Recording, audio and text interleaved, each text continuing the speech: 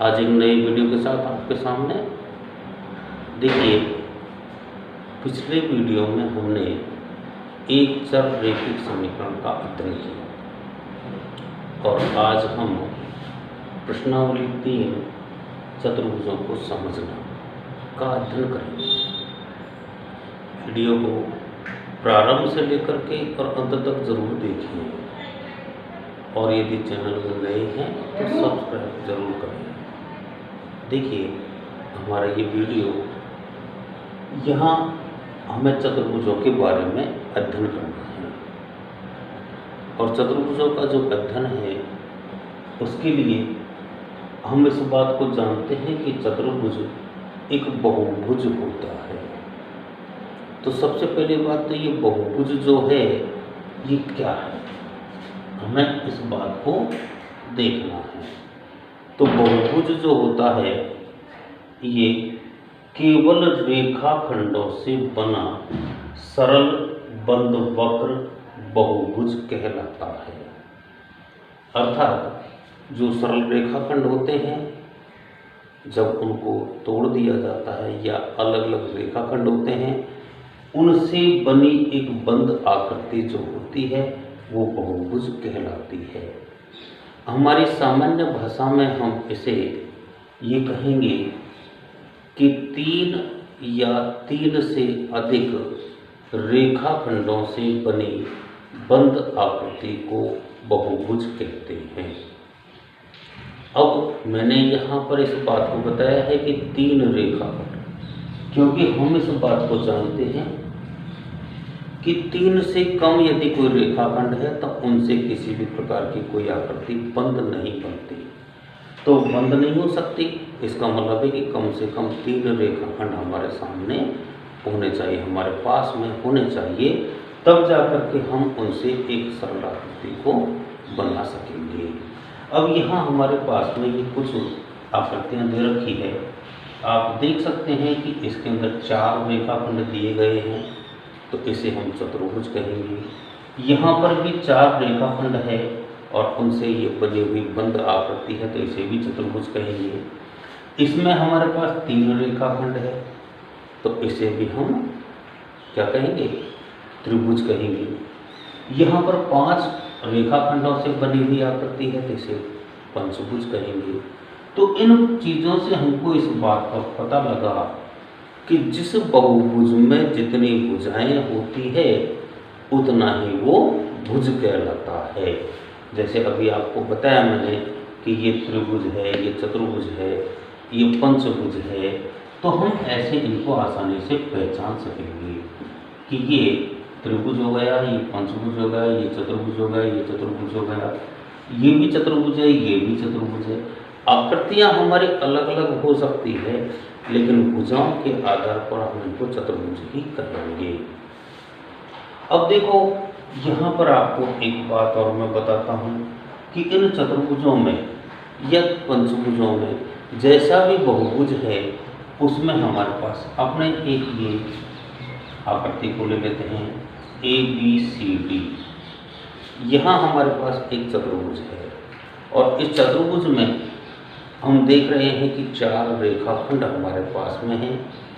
जब 4 रेखाखंडों से बनाया हुआ हमारे पास ये बहुभुज है तो इसमें 4 हमारे पास क्या हो गए, शीर्ष भी हो गए, जिन्हें हम यहाँ पर दर्शाया गया है। इन शीर्षों को अगर हम, जैसे ये पहला शीर्ष है, इसके बाद ये दूसरा नंबर का शीर्ष है, तो इस पहले शीर्ष को और दूसरे शीर्ष को हम आसन्न शीर्ष कहेंगे।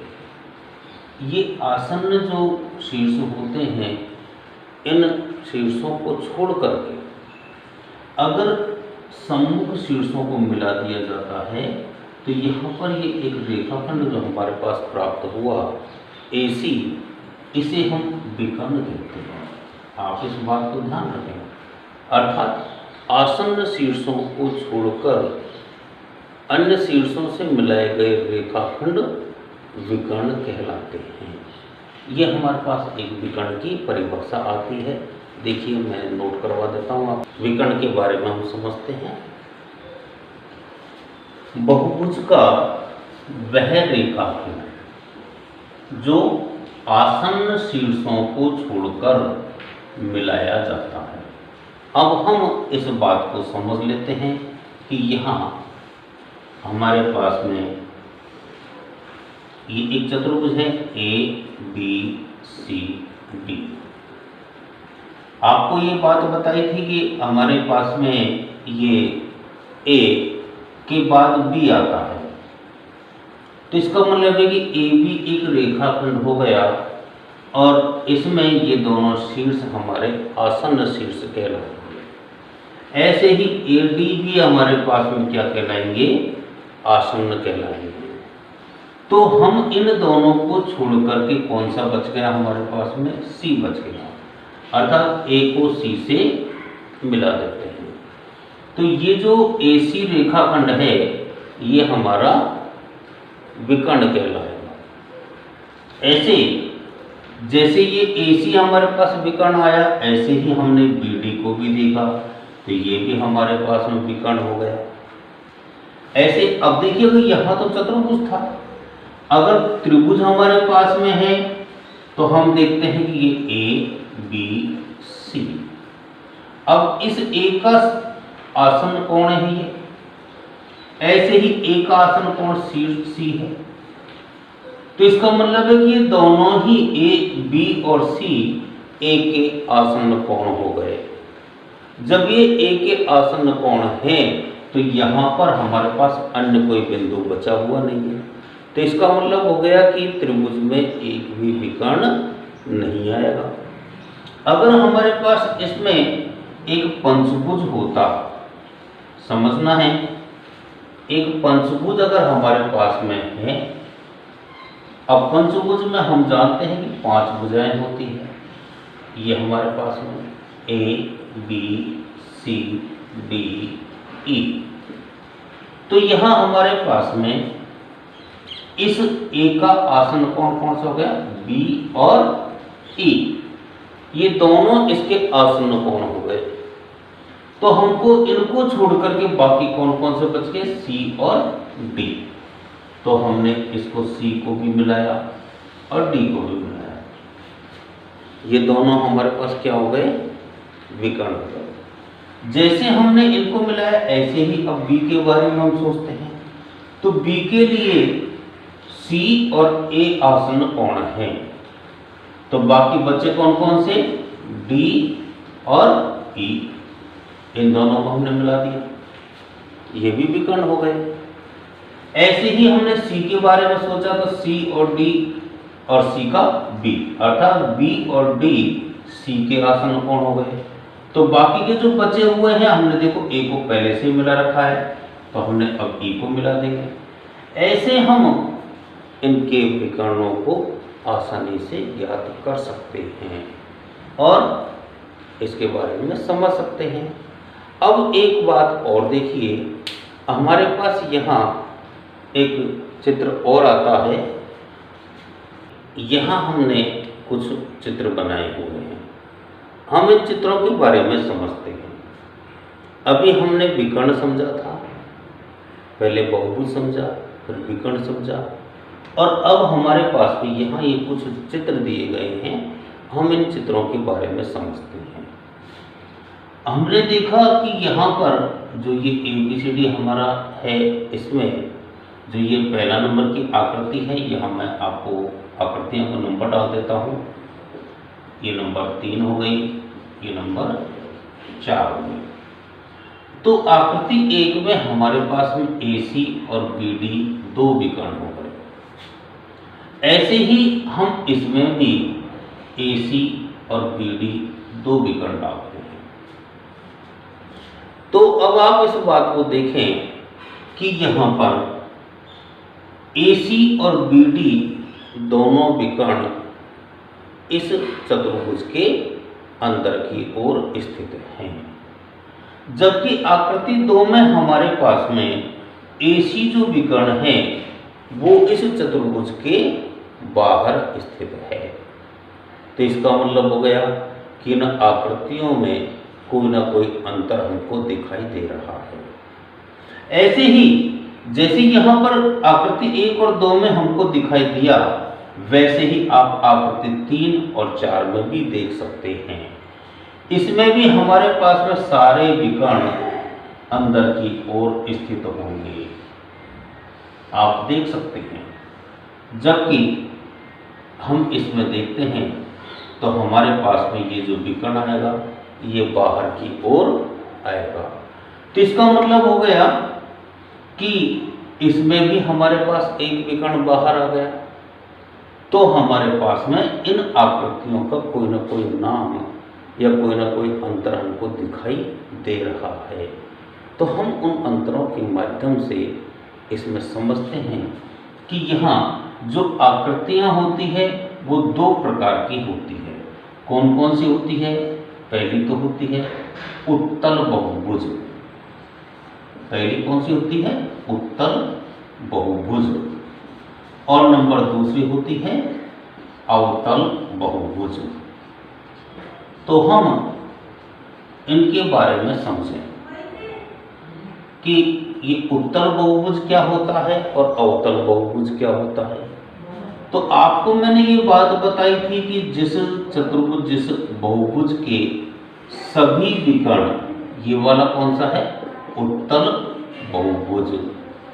अब जब हम इस बात को जान रहे हैं कि ये उत्तल बहुभुज है, तो वह बहुभुज जिसके समस्त विकर्ण बहुभुज के अंदर स्थित हो वो उत्तल बहुभुज कहलाता है। और अवतल बहुभुज, तो यहाँ पर हमारे पास में क्या हो जाएगा? ये अवतल बहुभुज हो गया। तो इसमें हमारे पास में विकर्ण कहाँ है? बाहर की ओर स्थित है।